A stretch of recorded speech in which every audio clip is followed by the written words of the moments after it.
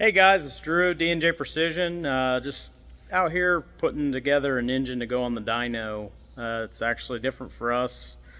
We still do some 12 valves, but not as many. This customer's got something in a rat rod project that he said was using a bunch of oil, had a bunch of blow by, just looking to get something freshened up and better, and he already had a set of for it. So this is a 12 valve project, and I got to putting this thing together for the dyno. We have no clue what any of the parts were, but he had some decent parts for his goals. He just wants a nice, fun street truck, and we thought it would be better just to go ahead and dyno it to make sure it's right for him, and that the combination that somebody had put together in the past would work. We have no clue where any of this stuff came from. So when you get in a situation like this, what do you do for timing the pump? So that was what I'm doing today. I've always been able to time the pumps. However, I basically flow time them, or I even do it by eye, and that way I don't have to worry about what cam's in the pump, what plunger and barrel's in the pump, where it came from, who did it, if it's pinned correctly, any of that stuff. I can set the thing however I want to, when I want to. So I was going to go over how I do that. Obviously find top dead center, and then there's multiple ways of doing that, but make sure you're on top dead center number 1. So you should have both intake rockers loose, and then intake, exhaust, intake, exhaust, going back the engine, and then you should have overlap on number 6. So make sure you're on top dead center number 1. That'll screw you up first. And then if you have a deliver valve socket, that's the easiest way to do this. So what I do is take a deliver valve socket. I already broke this stuff loose. You want to be pretty clean with your fuel system. Pull the deliver valve socket out. Be very careful. I always just tip these things back, because at the end of the day they drop springs and shims and stuff like that out of it. So I'll just drop this stuff out of here so you guys can see. So if you ever drop this stuff, make sure you try to find all the parts. They've got like a spring, typically a shim underneath this valve orifice. So make sure you find everything. Hopefully you find everything. But if you tip it back like what I did there, usually won't drop any of that stuff out. So right as it's starting to crack loose, just tip the thing back so you catch your spring. Okay, I got myself a little pair of needle nose pliers here. Pull the deliver valve out.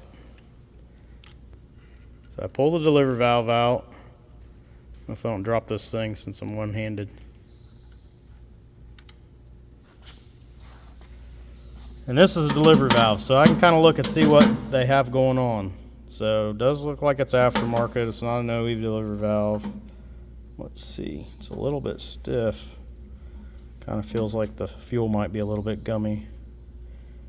Okay, so this is what I call like a high flow delivery valve. Someone call them a 191. There's all kinds of different terminology. But basically what's happening with the delivery valve is the fuel comes out of the plunger and barrel, pushes out, and then it pushes this valve open, right? So it's off seated, fuel's coming out. It's not near as high as that, but something along those lines. As that thing comes back down and it catches that land, get my camera to focus, right there, it starts to seal off. All this volume, as this thing falls right here, pulls pressure off the line. So if you go a full cut delivery valve, a lot of times they just dribble the injector, smoke all the time. So this is a high flow, which is good. That's what I would want to see in something like this. Guys trying to drive it on the street, not trying to be super smoky, not trying to make a mess out of it. So they call that retraction. So has a little bit of retraction in it. The stock delivery valve has a lot more. But as it seals right there on that line, or on that land, and the delivery valve continues to fall, it pulls the pressure off the line and pulls the pressure off the nozzle. So that's what it's designed to do, and that will keep it from piddling and peeing fuel forever. So that's a good thing for what this guy's doing. Next thing you want to do, especially something sitting around a lot, is make sure that the plungers and barrels spin. So if you look down in there, you see that barrel spin? That's a good sign. That means the rack's not stuck in the pump and you can see what you got going on. So just looking inside here, I can find where port closure is and where it's going to start pumping fuel. So I'm going to do that off camera here once, get it close to showing you and see if I can get a video of it to show you what you're really looking for there. So the other thing I rig up is something to turn the pump. So it's just a pump nut with another jam nut on it. So we'll snug that up and then you can jam the end of the pump. You're not putting a pair of pliers like somebody's already done that to this pump. Somebody's been on the thing with a pair of pliers trying to turn the injection pump. Don't do that. Get yourself an extra pump nut, make yourself a tool, or see if you can find a tool somewhere. Maybe it's something we should make up for you guys. So I'm going to find port closure here in this pump and see if I can get a good video of it, and I'll be back. All right, guys, it's a little difficult to see, but we're looking front to back of the pump, right? So there's a hole, I can get it to focus, right there in the side of the barrel. That hole is what feeds fuel into the plunger and barrel. So as long as that hole's open, lift pump pressure's pushing fuel into there. So when we start pumping fuel, it closes that port up.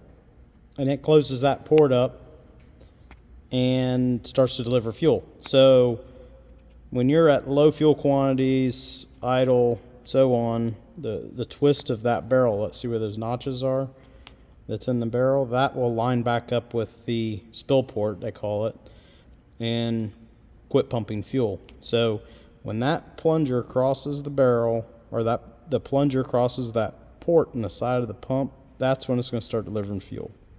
So what we want to do is have that plunger coming up while you're turning the pump clockwise and cover up that port. So I can do this without a lift pump. I can do this without anything. Just my eyes looking in that hole, and when that hole crosses the plunger and barrel. So I have my wrench set up to where I can start turning this thing clockwise. I highly doubt I can get a video of it. Let me see if my flash works. Probably not. But you want that plunger to be turning while you're turning the pump clockwise, because the engine's turning clockwise. You want that to be coming up and covering that port up. So as you get that thing to come up, you'll get right to a point where there's no more port left on the side. See how the hole's going? From there up, it's going to start pumping fuel. So at that point, you want to have your engine at, say, whatever timing you want. This we're just going to shoot for about 20 to start with. We'll be messing with it on the dyno. So you want to have your engine at 20 before top dead center. So top dead center's here, engine's turning clockwise, so back it off 20 degrees or whatever you want for your timing setting. Get that port in there closed off, and then back your leave your pump where it's at, lock your nut down. That's how you can time the pump without a fuel pump. They call that flow timing, but I just do it by eye. I don't have to have a fuel supply. I don't have to know anything about the pump. It can be a 14 millimeter. It can be a huge pump with a huge cam in it. I don't have to worry about pinning the pump. I don't have to worry about any of that stuff. I can just check it with flow time. I don't have to worry about if someone put a radical weird cam in it. We come across a bunch of oddball stuff all the time. So that's the easiest way that I have found to time something that we don't know anything about. So hope that helps somebody out. Hopefully you can see what I was talking about, and have yourself a wonderful day.